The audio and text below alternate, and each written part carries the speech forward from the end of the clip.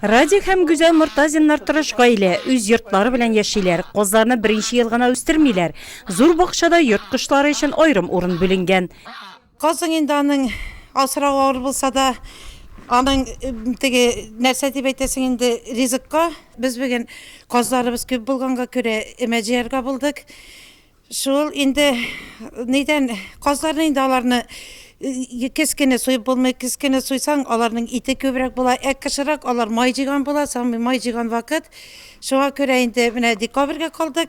Хәзер суйып, аларны кар өстендә чыгарып, кар өстендә йөртеп, сулар эчереп, шуның белән мотор иттереп чистартып, тырышабыз инде.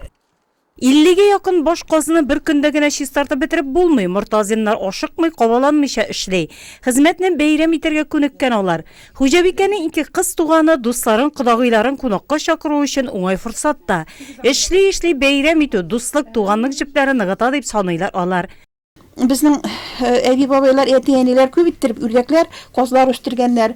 Ул инде гаиләләрне, туганнарны бер-берсенә тоташтыра торган бер җеп нык кына җиптә булган. Чөнки кыз бирсәләр дә, ул өйләндерсәләр дә, гел каз, үрдәк өстәлдә булган.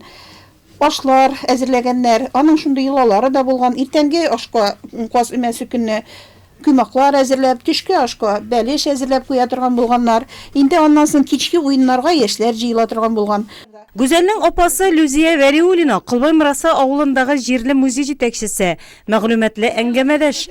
Эш арасында кызларга каз эмәсе тарихы турында да сөйләргә өлгерә. Соңгы вакытларда гына Биләр тирәсендә, Булгар тирәсендәге табылган әйберләрдән дә иң күбе, менә 100дән артык экспонат дип әйтәләр. Нәкъ менә үрдәк белән, каз белән бәйләнешле булган. Аның кичкенә генә риваяте бар. Әле без адәм балалары туганча казлар, балыклар яшәгән вакытта, нәкъ менә казлар, үрдәкләр су төбенә төшеп, үзләренең кичкенә генә томшыклары белән су төбендәге ләмне алып, менә шуны әкрен-әкрен генә су өстенә чыгарып, шуннан җир барлыкка килә дигән риваятләр яшәгән. Безнең Булгар бабаларыбызның ислам динен кабул иткәнче вакытларына кадәр. Шулары да җырда сузып җибәрәләр. Чәчләренә җылы карлар булып, талмамыгы явап тынгына. Борынгы заманнан каз йылкырга авылның иң уңган хатын кызларын чакыра торган булганнар. Эш тизрәк барсын өчен каз яны өстенә үтүк белән үтәләр. Бу эшне кодагыйлары Флорадан да оста башкаручы юк диләр Мортазиннар. Для того, чтобы мясо сохранилось вкусным, без запаха, Ит иссез булып тәмле саклансын өчен һәм аның йонын чистарту җиңел булсын өчен каз мамыгын үтүклиләр. Парласаң, мамык исе иткә чыга. И запах уже от гусиных перьев проникает в мясо. Мортазиннарның мендәрләре бары каз мамыгыннан ташларын чигеп эшлиләр. Каз йоннарынан матур мендәрләр ясыйбыз. Бу минем әнинең үзе шиккән мендәрләре миңа бирне ясап, шайтырып матур иттереп безгә мендәрләр шиккән иде. Хәзер инде андый йолалар юк, но бик минемчә дөрес матур йолалар.